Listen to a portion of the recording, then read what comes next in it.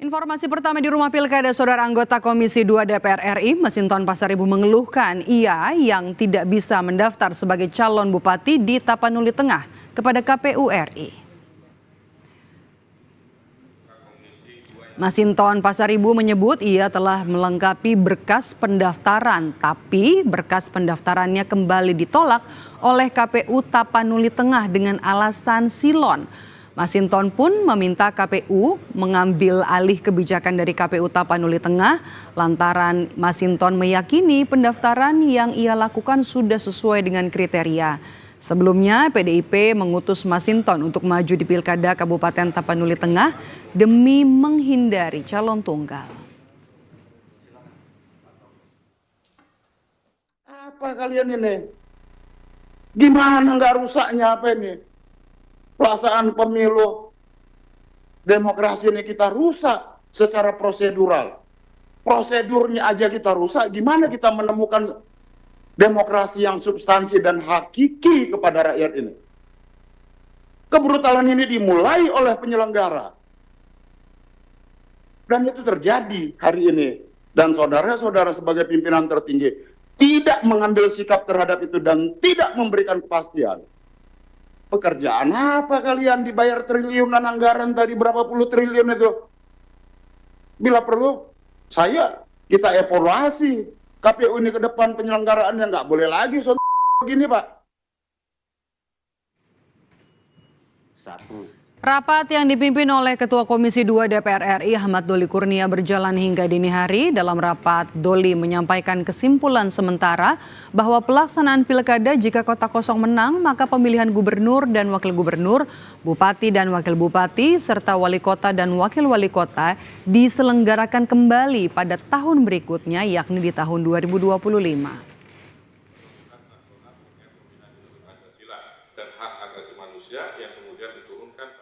Terhadap daerah yang pelaksanaan pilkadanya hanya terdiri dari satu pasang calon dan tidak mendapatkan suara lebih dari 50%. Komisi DPR RI, Kementerian Dalam Negeri, Komisi Pemilihan Umum, Bawaslu, DKPP secara bersama menyusun pemilihan gubernur dan wakil bupati diulang kembali pada tahun berikutnya, yakni tahun 2025. Informasi lebih lengkapnya saudara dari Gedung Parlemen sudah bersiap ada jurnalis Kompas TV di sana, Valentina Sitorus. Valen, rapat Komisi 2 dengan Komisi 2 DPR dengan KPU dan juga Bawaslu kan ini berlangsung panas. Kemudian juga anggota Komisi 2 dari fraksi PD Perjuangan Masinton Pasaribu menyampaikan kritiknya. Kemudian juga ada sejumlah hal yang dibahas terutama soal calon tunggal di Pilkada serentak. Kalau nanti ternyata kota kosong ini menang, apa saja yang kemudian sudah disiapkan oleh KPU, DPR dan juga Bawaslu soal ini?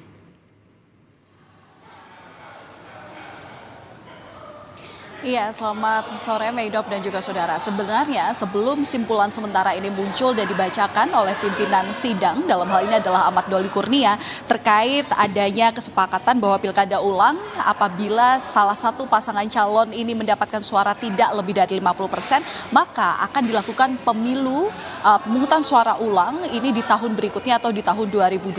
Tapi sebelum kesepakatan ini muncul, sebelum kesimpulan sementara ini muncul, begitu ya, sebenarnya dari KPU sendiri yang diwakilkan oleh Komisioner Idam Holik ini memberikan dua opsi. Selain yang pertama adalah tadi yang saya sebutkan menganut dari pasal 54D Undang-Undang Nomor 10 Tahun 2016 yang akan dilakukan pemilihan ulang di tahun 2025 atau tahun depan setelah nanti pemilu dilakukan pada tanggal 27 November 2024. Ini juga ada opsi kedua, yakni merujuk kepada pasal 3 ayat 1 Undang-Undang 8 tahun 2015 yang menyebutkan bahwa pilkada ini dilaksanakan setidaknya tetap 5 tahun sekali secara serentak. Artinya untuk kepala daerah terpilih baru kemudian akan dipilih di tahun atau di 5 tahun berikutnya setelah nantinya ya lagi-lagi pemimpin daerah itu akan dipimpin oleh penjabat ataupun juga PJ dari pimpinan sementara. Nah, tapi yang menjadi latar belakang kalau opsi kedua ini kemudian tidak disetujui adalah karena pernyataan Doli yang menyebutkan bahwa suatu daerah itu lebih baik jika dipimpin oleh kepala daerah definitif dan bukan oleh PJ atau pejabat sementara. Nah, karena ini juga berkaitan dengan bagaimana ranah kewenangan yang bisa dilakukan lebih besar jika ini diambil keputusannya oleh kepala daerah dan bukan oleh PJ.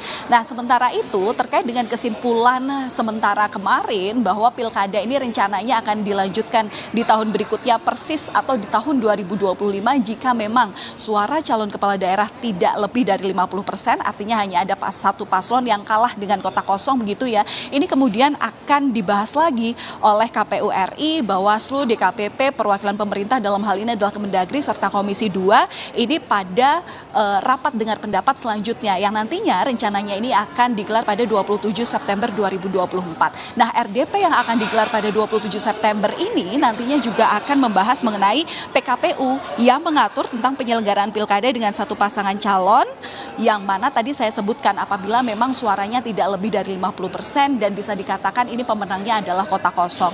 Nah, sementara ini Medop dan juga saudara, KPU kemarin dalam RDP ini juga mencatat ada sedikitnya 41 daerah yang hingga saat ini memiliki satu paslon di Pilkada 2024. Ada di satu provinsi yang letaknya ada di Papua Barat, kemudian 35 kabupaten dan juga 5 kota. Kemarin ini juga polemiknya alot sekali tadi seperti Anda sampaikan bahwa anggota Komisi 2 dari fraksi PDIP Masinton Pasaribu ini juga kemudian menampilkan protes begitu ya, lantaran sebenarnya memang kita tahu bersama bahwa pendaftaran daripada calon kepala daerah ini kan selesai di tanggal 29 Agustus lalu begitu ya, tapi kemudian untuk daerah-daerah yang ternyata hanya memiliki satu pasangan calon atau calon tunggal ini kemudian diberikan kesempatan atau perpanjangan waktu pendaftaran hingga 4 September 2024. Tapi Masinton yang saat itu memang ditugaskan partainya untuk kemudian menjadi calon atau bakal calon kepala daerah di Kabupaten Tapanuli Utara, ini kemudian pendaftarannya ditolak oleh KPU lantaran pihaknya ini diketahui belum memenuhi pendaftaran yang dilakukan oleh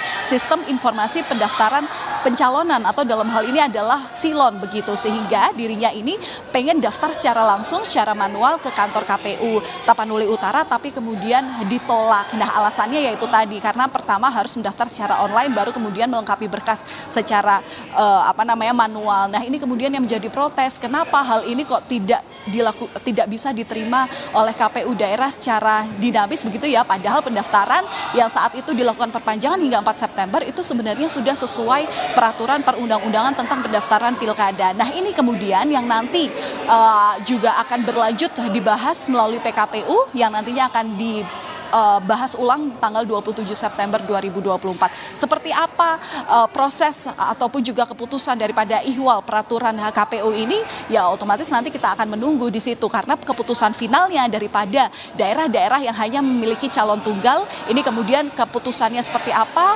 apabila suaranya nanti ternyata tidak memenuhi 50% akan dibahas pada tanggal 27 September itu. Medop. Oke, baik, terima kasih jurnalis Kompas TV Valentina Sitorus dari Gedung DPR MPR Senayan, Jakarta.